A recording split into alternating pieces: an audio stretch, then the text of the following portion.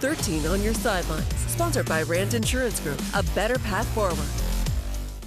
Hello, everybody, and welcome to another episode of Sidelines Plus, where we bring you all the latest local sports. I'm Matt Gard alongside Jacob Seus and Maddie Monroe as always. Here's what we got coming up on this week's show. A Grand Rapids woman makes headlines with a huge marathon win, plus a Hamilton native makes his Major League Baseball debut. He did it against the Tigers, and the coincidences don't end there. But first, we got to start with the news we were really excited about on Friday night. Unity Christian graduate Isaac Teslaa drafted 70th overall in the NFL draft, the third round, way earlier than he even expected to hear his name called. He spoke to the media after being drafted, and here's what he had to say. It's been not only a dream to play in the NFL, but to play for my hometown team, the team I've been for since I was a baby. So, I mean, it's just an incredible feeling, and I'm just ready to go to work, get to the facility, and just put the work in. I see myself as, someone who can play both positions. Obviously, I have a big frame, speed, size, everything. So that's, an outside receiver, but I can also be moved to the slot. I feel like I bring a lot of versatility. And like you said, there's always room to grow. I think you talk to anyone in the NFL, even the best of the best, they tell you there's always room for improvement. So for me, that's my mentality, just coming in, doing everything I can do, and just continuing to improve every single day. I think someone that I really enjoy watching would be a Puka Nacua. I think he does so many things so well. You can move him inside, outside. He's great against man, great against zone. He uses his size. You can put him in motion. He can block in the run game, great in play action. I just think he does so many things well, and I think that's something that I can bring to the table. Man, I'm pumped. I'm so excited. Like you said, so much to learn. So many different skill sets, obviously, veterans, new guys, just so many different talents and so many different backgrounds I'm going to be able to learn from. And obviously, there's so much talent in that room, and I'm just excited to, like I said, learn from all them, but bring something else, bring something new to the room as well. Yeah, it was great. I got in the facility. We did a little tour of the facility, a little medical check, make sure everything's looking good. And then from there, just meeting with the coaching staff, starting with the special teams guy, kind of rotating over to the whole offensive staff. We met with all the other guys I was there with, and then being able to sit down with Dan Campbell and Brad Holmes and kind of just, talk life, talk ball. I just got such a good feel for the culture here. Obviously, the Lions are good for a reason, and, they were able to turn this program around for a reason. Just so many talented players, an incredible culture, and obviously, they've done incredible in the draft these past 4 years, so it's cool to be a part of that.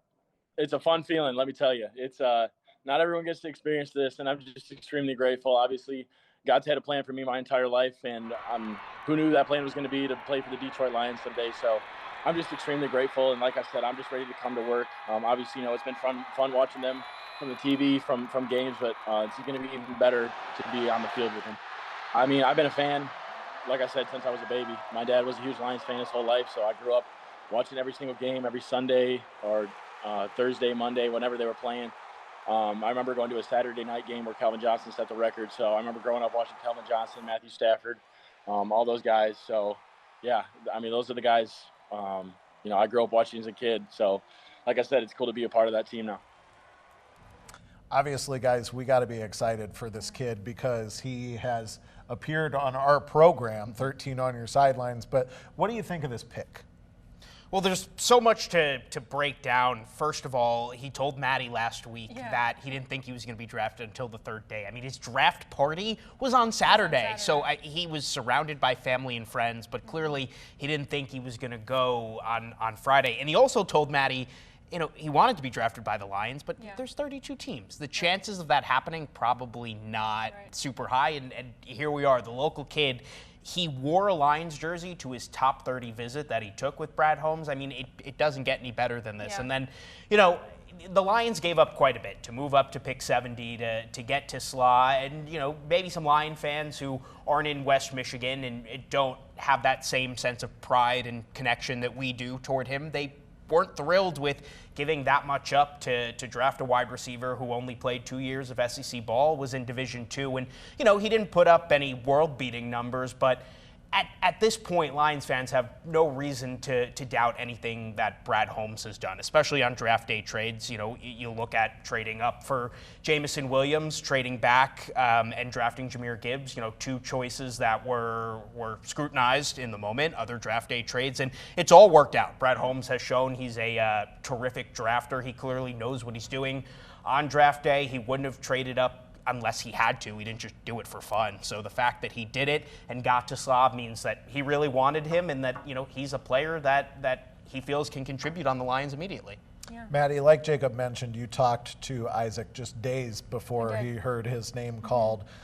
So what was your reaction? You weren't with us in the newsroom. That was your off day. What was your reaction to seeing him get drafted? Yeah, I was off. I was watching the draft, and as soon as I saw his name, I immediately texted the both of you, and Jacob responded and said, "We're screaming," which was the same reaction that I had. It's just so exciting, not only the fact that I got to see him on that Monday and talk to him about this NFL draft, and he met with a lot of teams, but he said, the Lions would be the #1 pick that he would like to go to. So getting to see his excitement, when that draft pick was announced, and see him celebrating with his family is so awesome to see for a West Michigan kid. You mentioned him celebrating with his family. There was a video that went viral over the weekend. One of his family members posted it, and he's on the phone. They don't know who he's on the phone with until he says, "Yes, Mrs. Ford." And then the entire living room erupts. Cool. Yeah. I mean, what a moment. And Jacob, we had a moment back here. Just to pull back the curtain in the news business, I don't think I've written a web story that fast. No, we were going 100 miles an hour. But the fact that this kid won a state championship at Ford Field. Yeah. Now he gets to go back there and play his NFL career. You can't not be just so happy for him, and truly a guy that defied the odds playing Division II football and dominating, but he didn't have any Division I offers out of college. Then he finally gets that SEC offer, plays well enough to go to the Combine, does well enough on the Combine to start talking to teams, and then here we go. He defies the odds once again, getting picked way higher than I think he even himself expected. Yeah. And as excited as we are for Isaac, he's not the only West Michigan native headed to the Lions. Maddie, a Kalamazoo native, going to play some ball at Ford Field, hopefully. Yeah, Anthony Trey Tyus played for Portage Northern and then went on to Northwestern before becoming the starting running back for the Ohio Bobcats. His agency reported earlier yesterday that he reached a UDFA deal with the Detroit Lions, and since the Detroit Lions did not draft a running back this year, he has a real chance at a roster spot this season. Also signing with the Lions was GVSU safety Ian Kennelly. Over his career at GVSU, he had 8 interceptions in 49 games. This past season, he was a first-team All-GLIAC player. Kennelly is a Detroit area native. He graduated from Utica Eisenhower. For those of you who don't know, Chief Meteorologist Sam Jacks was a champion dancer at Utica Eisenhower. So this school is just churning out elites. Now, Jacob, I got to ask you, Brad Holmes said on Friday that just because Isaac Teslaa showed up at his top 30 with a Lions jersey, and he was excited to play for the Lions. That's not the only reason. That's not the main reason they wanted him. But with these 2 picks, you got to wonder if maybe they're giving Michigan kids chances, and they know how much it would mean to put on that jersey. What do you think? Absolutely, and I think these 2 probably have a better chance than most of making the roster, because when you look at what happens after the draft, a lot of the local guys, Ohio or Central Michigan or GVSU, they'll sign a deal to go to rookie mini camp and see if they can impress there. But these 2 already have undrafted free agent contracts. So, they'll make it past rookie camp. They'll be there at training camp come August and have a chance to at least crack the practice squad, and then you never know what could happen from there. And a guy like Kennelly, who spent his whole collegiate career at GVSU, cool to see that he'll get to head to Detroit, head to training camp in the fall, and see what happens from there. Absolutely. Well, he made his major league debut against the Tigers, and yet some West Michigan fans were rooting for him. Up next, we're talking Grant Wolfram making headlines in his home state.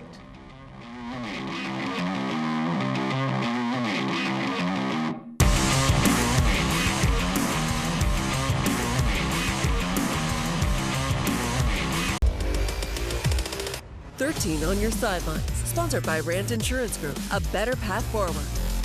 Welcome back to Sidelines Plus. He might be the only guy who can make folks here in West Michigan root against the Tigers, even for a day. Hamilton High School graduate Grant Wolfram made his major league debut at Comerica Park over the weekend, and surprisingly enough, he wasn't the only Hamilton alum working the ballpark that day. 13 on your side's Micah Cho tells us about Wolfram's special connection with the camera operator. Yeah, just an awesome experience to be able to debut in Comerica Park. 3 hours away from his hometown, Grant Wolfram was able to make his major league debut at Comerica Park. He was called up and then pitched for the Baltimore Orioles on Saturday. Full circle moment for me, just because grew up a Tigers fan. You know, I got drafted by him out of high school, spent 7 years in the minor leagues, and then finally was able to pitch, and then it just happened to be in Detroit. Wolfram graduated from Hamilton High School in 2015. And in the stands that day, his high school baseball coach. He was able to exchange words with him from the bullpen. No, I wouldn't definitely have not made it if it weren't for my coaches, teachers, mentors, friends, family. I love all the support. And also at Comerica Park that day, Michael Behrens, a 1991 graduate of Hamilton High School. He was operating the center field camera for the Tigers TV broadcast. As a former Hamilton alum, I was excited that we were going to get a chance to see our first Major League Baseball player in the professionals. Behrens was able to see into the bullpen and felt a rush of excitement seeing Wolfram start to warm up. And, I'm waiting as, the game, and I can't imagine what his family is going through and the excitement and everybody from Hamilton waiting to see him get his chance. Back in Hamilton, a whole community is keeping tabs on both Wolfram and Behrens, including retired first grade teacher Lynn Bosch, who taught both of the men. Everybody is so excited for him and that he's made his dream come true. He's been patient and working hard and I think the same thing pretty much for Michael. I mean, I think it's a dream come true for him too to be so involved in all of that. And for Wolfram, Saturday was a day to remember, but I'm excited. The journey's just beginning at the major league level. 13 on your side, I'm Micah Cho. Great story for him. We talked about him in the first episode of Sidelines Plus, and it wasn't good news. He started the year with the Brewers organization, got called up, didn't get any action, got sent straight down, and then got traded. But, guys, I think things are working out for him. Yeah, absolutely. And, getting traded was the best thing that ever happened to him, to be quite honest with you, because he was called up to the Brewers, like you said. He was on the 40-man roster. Then he was designated for assignment before he was traded, meaning that if he went down to the minor leagues, he would have been off the 40-man roster. So the chances he would have gotten called up again to the Brewers, slim to none, at least for this season. Got traded to the Orioles, got put on the 40-man roster. Bada bing, bada boo. Major league debut. Yeah. Just another reason to root against the Milwaukee Brewers. I'm a Cubs fan. Jacob, we got some more football action to talk about. We're talking about transfers and commitments every week. Well, this week, Forest Hill Central junior Matt Sexton announcing his commitment to play D1 football at Central Michigan. Sexton, he's a 6'4 linebacker. He also plays tight end for the Rangers, and he was a big part of FHC's 2023 state championship season, as well as this past season. Now he's going to join Matt Drinkle, new head coach, and the Chippewas. After this season coming up, still has one more to go at Forest Hill Central. And a longtime Lakeshore coach is being honored in a big way. Saugatuck's Bill Dunn is joining the Michigan High School Football Coaches Hall of Fame. Dunn has been coaching the Trailblazers for over 20 years, taking them to the playoffs 13 times in the last 16 seasons. He will be honored for his long-standing achievements on June 20th in Southfield, alongside 14 other 2025 honorees. Dunn currently holds a record of 140 wins and 85 losses as Saugatuck's head coach. New Oak Ridge head coach Tim Parker is also joining the Hall of Fame after serving the Eagles program for 29 years. To the Grand River, where Riverside Park was the venue for the 30th annual Grand Rapids High School Invitational on Saturday. The regatta brings together 14 schools from as far away as Ann Arbor, Cleveland, and Chicago. For the second straight season, though, the host school, Forest Hill Central, took home this big trophy for first place overall. They also won the women's points championship. Meanwhile, East Grand Rapids took home first place in both men's sculls and women's sculls. And here to explain exactly what that means is our chief crew correspondent, Jacob Seus. That gets me so excited, seeing all the tents and the teams, and that's very cool. It also gives me a little bit of PTSD, sitting at the starting line with your oar in the water, waiting for the go. Scary times. Seriously though, explain what's the difference between sculling and sweeping? Are you serious? Oh my gosh. I don't sweeping? He forgot. Sculling, I don't know if I know what sweeping is, and that moment of silence was just what's sculling? A sheer panic in my eyes. Uh-oh. Well, the sculling's the 1 and the 2 people. Okay. In the boats, and then you have 1, 2, 4, and 8 are, I guess, your options for different boats. I don't know what sweeping is. Okay. Before you judge Jacob I'm sweating. harshly, I'm sweating a little bit now. He was the MVP of our dragon boat race, our 13 on your side dragon boat team. We came in last place. Yes, but you were the captain. I have all hot flashes You now. were the captain. You were not the weak link. We all know who the weak link was, but we're not going to talk about that. No, we're not going to talk about that. Wow, this is. Also,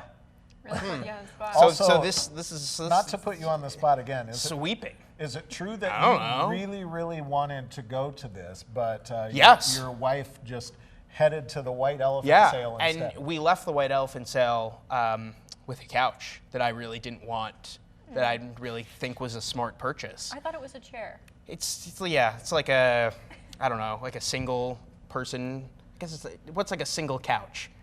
Like a one-seat couch, like a love seat. Yeah. Okay. So that's what we went with. So I didn't get to enjoy the regatta, and I'm down. Whatever. We paid for the chair. Well, as I told you, my wife and I live close to Riverside Park. It's good for 2 to 3 regattas a year, so I think you got more chances. All right. We're off the rails on Sidelines I need Plus. I need to go. I don't know. We'll give him a breather. A Grand Rapids woman making headlines for hoofing it. Up next, her impressive finish in the Glass City Marathon in Toledo.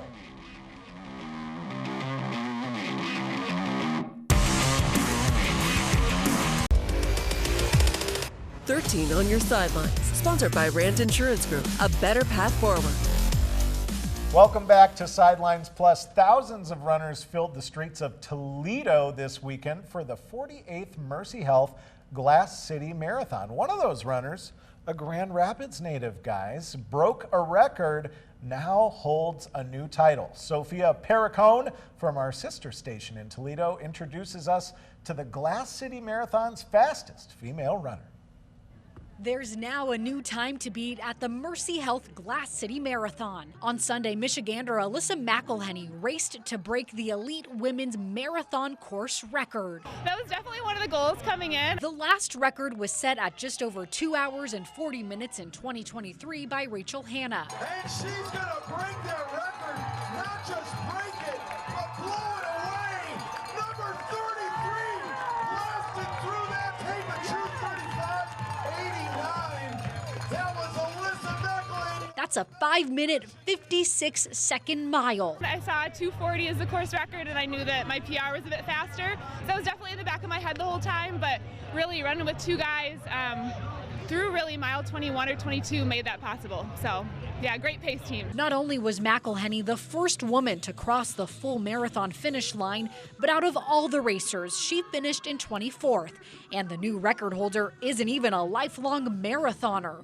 McElhenney started hitting the pavement just a few years ago. Stick with it. I mean, the best way to get good is, stack year on month on year, and really stay on it. The Glass City Marathon was McElhenney's first in Ohio, but this course wasn't just about firsts or breaking records. For McElhenney, it's also about racing for her dad. My dad passed away a few years ago, so that's something I really think about every time I run. He would have loved to be here.